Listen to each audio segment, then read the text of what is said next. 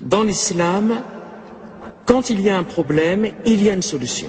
On peut trouver donc une solution à travers le Coran, à travers les hadiths, à travers la tradition, on peut trouver une solution. Je peux comprendre effectivement que on puisse se tourner vers l'islam, car par la rationalité, il y a peut-être une plus grande clarté, une plus grande simplicité, si vous voulez.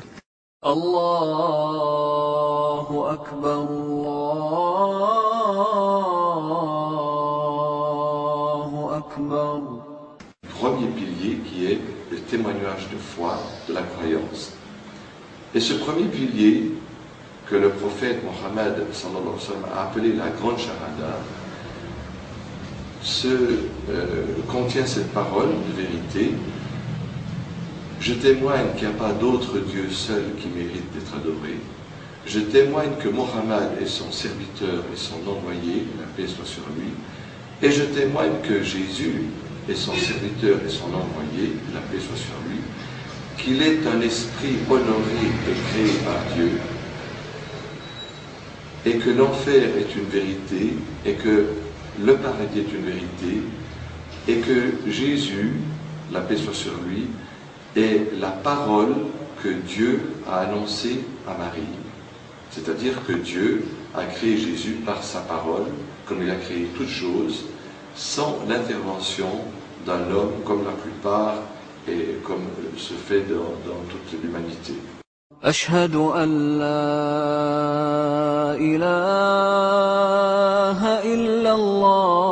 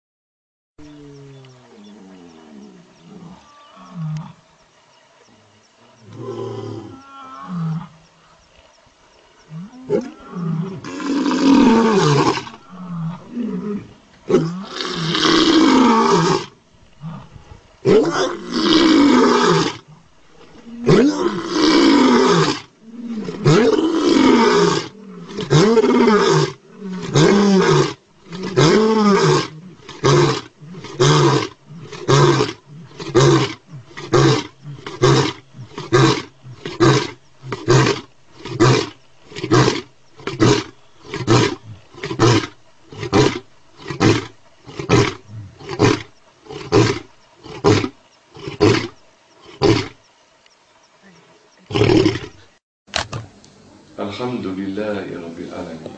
Louange à Dieu, le Seigneur des mondes. Assalamu alaikum wa rahmatullah wa barakatuh. Que la paix et la bénédiction d'Allah soient sur vous. Le Coran reconnaît que Jésus est le Messie, le prophète du Seigneur des mondes, et reconnaît aussi l'évangile que Dieu lui a révélé. Mais cela ne veut pas dire que ce sont les 4 évangiles que nous possédons actuellement ou que reconnaît l'Église comme étant authentiques parmi les 60 évangiles. Ces 4 évangiles ont été reconnus canoniques, conformes au canon, par les pères de l'Église catholique. Mais l'évangile dont parle le Coran, c'est l'évangile de Jésus, donné en langue araméenne, dans la langue dans laquelle s'adressait Jésus aux fils d'Israël, et non pas les 4 évangiles en langue grecque. Le Coran dit bien El Injil, c'est-à-dire au singulier, et il ne dit pas El Anagil, c'est-à-dire les évangiles. Cependant, pour l'argumentation et pour donner les preuves que Jésus n'a jamais prétendu à la divinité, n'a jamais dit qu'il était Dieu ou fils de Dieu ou l'égal de Dieu, je cite les paroles des évangiles. Si vous ouvrez l'évangile de Jean au chapitre 10 et au verset 30, on nous rapporte ces paroles que Jésus aurait dit « Le Père et moi, nous sommes un ». Et au moment où ces paroles ont été prononcées, les Juifs veulent tuer Jésus, le lapider. Et Jésus leur dit « Mais pourquoi vous voulez me tuer alors que je fais les bonnes œuvres de mon Père ?» Et les Juifs lui disent « Mais on ne veut pas te lapider parce que tu fais une bonne œuvre, mais parce que tu n'es qu'un homme et que tu prétends être Dieu. Exactement ce que prétendent les chrétiens encore aujourd'hui. Or, regardez ce que Jésus leur répond, d'après ce texte que nous avons encore entre nos mains.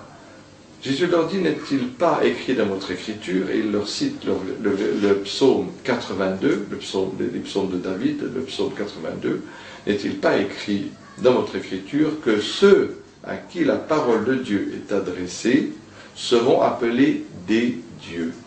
Donc Jésus dit bien ceux, le texte du psaume 82 dit bien ceux, donc il n'y a pas que Jésus.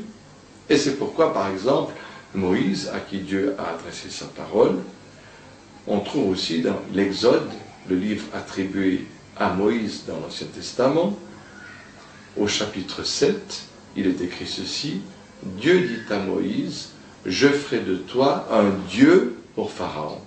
Vous voyez, le même mot est employé, pas seulement pour Jésus, mais pour Dieu, pour Moïse. Pourquoi? Parce que dans le langage biblique, le Dieu avec un petit d signifie un homme à qui Dieu a parlé, qui est un prophète choisi par Dieu, à qui il a donné le pouvoir de faire des miracles, attestant de l'authenticité de son message. Mais cela ne veut jamais dire qu'il est le Dieu Tout-Puissant ou qu'il est égal à Dieu. D'ailleurs, les mêmes paroles, le Père et moi nous sommes un, sont adressées aux apôtres. Dans l'évangile de Jean aussi, mais au verset 17, regardez ce que je lis.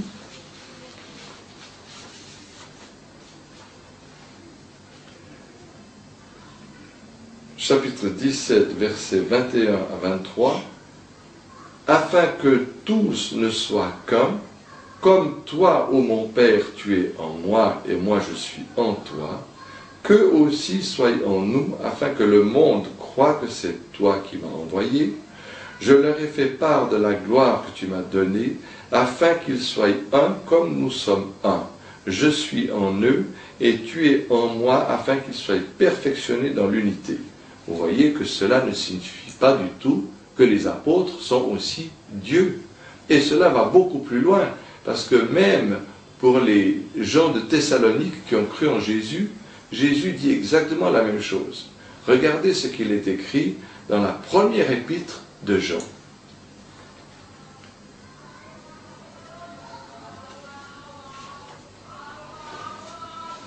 Première épître de Jean, chapitre 1, au verset 5.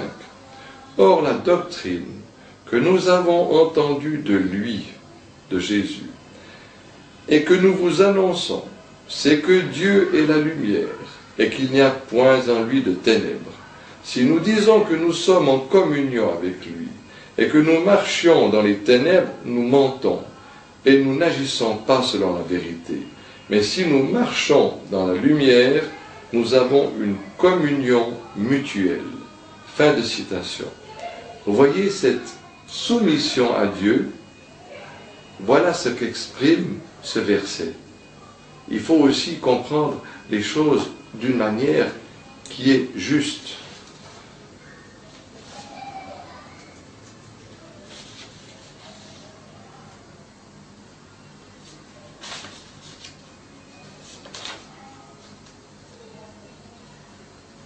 Regardez, aussi dans l'évangile de Luc, au chapitre 22, nous lisons ceci, que un seul connaît le Père, c'est-à-dire Dieu, le Fils, c'est-à-dire Jésus. Et lorsque dans l'évangile de Matthieu, lorsque dans l'évangile de Marc 13, on vient demander à Jésus quand est-ce que viendra l'heure dernière, qu'est-ce que Jésus répond? Le Père connaît cette heure, mais le Fils ne la connaît pas. Vous voyez? Donc si Jésus était vraiment Dieu selon l'Esprit, comme le disent les chrétiens, il aurait connu ce que Dieu connaît, mais il n'a pas connu tout ce que Dieu connaît, puisqu'il n'a pas connu l'heure dernière. Et c'est exactement ce que Dieu a dit dans le Coran, dans les derniers versets de la sourate La table servie. Dieu questionne Jésus le jour du jugement et lui dit, est-ce toi, ô Jésus, qui a dit aux hommes, prenez moi et ma mère comme deux divinités en dessous de Dieu? Et Jésus répond, voilà les vraies paroles de Jésus que Dieu nous rapporte dans son livre, et Jésus répond, il ne m'appartient pas de dire ce que je n'ai pas le droit de dire, je leur ai seulement ordonné une seule parole, adorer Dieu, mon Seigneur et votre Seigneur. Toi, ô Dieu, tu connais ce qui est en moi, mais moi je ne connais pas ce qui est en toi. Vous voyez? Donc là nous avons les véritables paroles de Jésus, et aussi confirmé dans la Bible que le Fils ne connaît pas tout ce que le Père connaît, mais il n'a connu que ce que Dieu a voulu lui faire connaître. La preuve, il n'a pas connu l'heure. Il y a encore une autre preuve évidente. Alors ça c'est dans l'évangile de Matthieu au chapitre 20. La mère des deux fils de Zébédée vient vers Jésus, se prosterne devant lui et lui dit « Oh Jésus, accorde-moi que mes deux fils soient dans ton paradis. » Et qu'est-ce que Jésus lui répond? « Il ne m'appartient pas de leur accorder cela, car cela ne sera qu'accordé qu'à ceux que mon Père l'a destiné. » Autre preuve que si Jésus était Dieu, il aurait eu ce pouvoir d'accorder cette chose-là, mais ce pouvoir ne revenait qu'à Dieu. Donc, ces deux preuves qui ne concernent pas la nature humaine de Jésus, car vous savez que pour l'Église catholique, quand on leur dit que Jésus a eu faim, que Jésus a été fatigué, etc., donc ils vous disent toujours qu'il était homme selon la nature, mais esprit selon Dieu. Mais l'esprit connaît toutes choses, n'est-ce pas? L'esprit, ce n'est pas le corps. Aussi, autre preuve de cela, lorsque, dans l'évangile de Marc, au chapitre 11, Jésus éprouve la faim, il se dirige avec ses disciples, il quitte Béthanie, il se dirige avec ses disciples au loin, car il voit un figuier. Il a pensé que c'était la saison des figues. Il s'approche près du figuier, mais celui-ci ne portait pas de figues, car ce n'était pas la saison. Or Jésus n'a pas connu la saison des figues, d'après l'évangile de Marc au chapitre 11. Autre preuve que Jésus n'est pas Dieu, car Jésus n'a pas connu la saison des figues, mais Dieu connaît toutes choses. Vous voyez? La dernière preuve, aussi extraordinaire, les disciples viennent près de Jésus et lui disent « Bon maître, pourquoi m'appelles-tu bon ?» Jésus dit « Pourquoi m'appelles-tu bon ?» Jésus n'accepte pas qu'on l'appelle bon. Il lui dit « Il y a un seul bon, c'est Dieu. » Vous voyez? Donc si Jésus était vraiment Dieu, il n'aurait pas pu ne pas accepter cette qualité, car si vous dites à Dieu, ô mon Dieu, toi le créateur des cieux et de la terre, toi qui es le généreux, Dieu ne va pas dire non, c'est pas moi, c'est un autre. Donc si Jésus vraiment était Dieu, il n'aurait jamais osé refuser ça. Mais il l'a refusé parce qu'il savait bien que Dieu seul est bon et que toutes les qualités qu'il avait ne lui venaient que de son Seigneur. Voyez donc la preuve éclatante.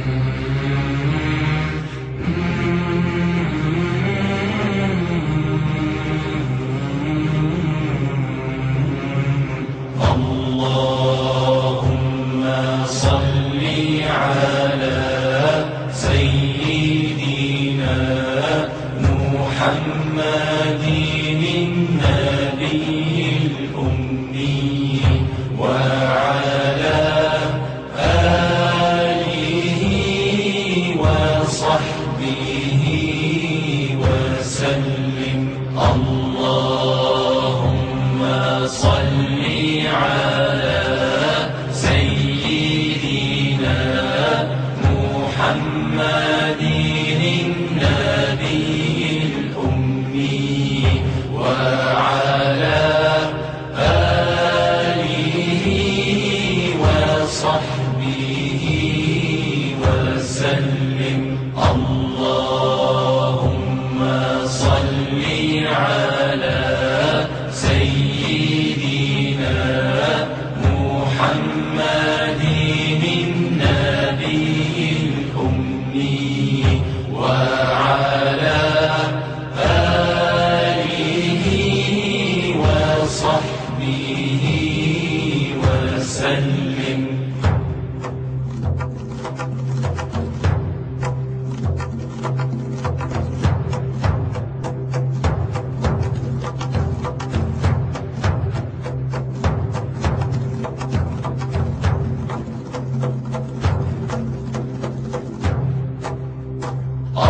اللهم صل على سيدنا محمد النبي الأمي وعلى آله وصحبه وسلم.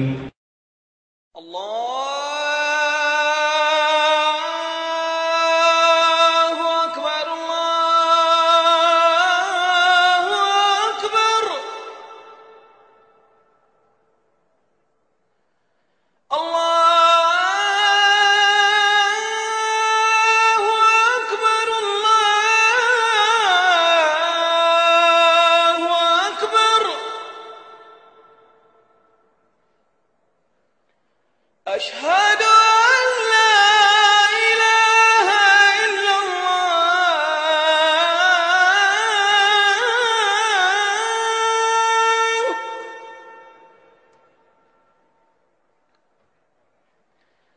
أشهد أن لا إله إلا الله.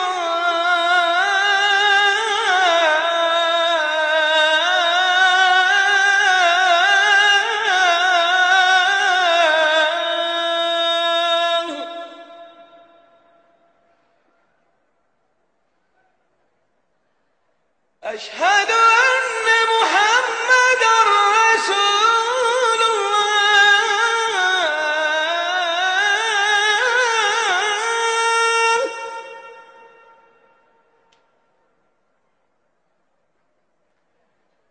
أشهد أن محمدا رسول الله.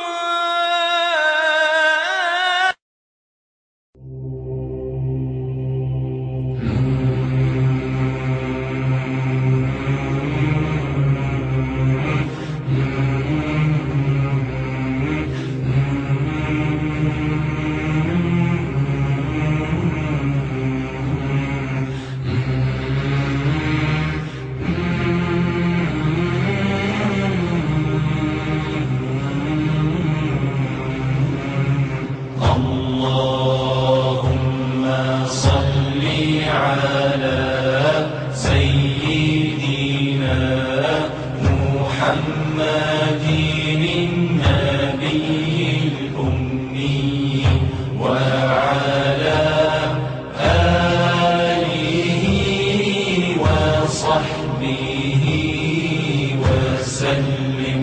اللهم صل على سيدنا محمد النبي الأمي وعلى آله وصحبه وسلم.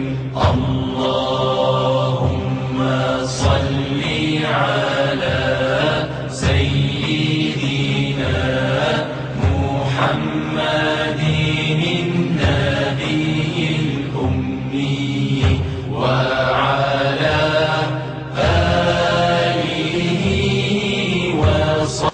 ربنا لا تؤاخذنا إن نسينا أو أخطأنا والله أعلم.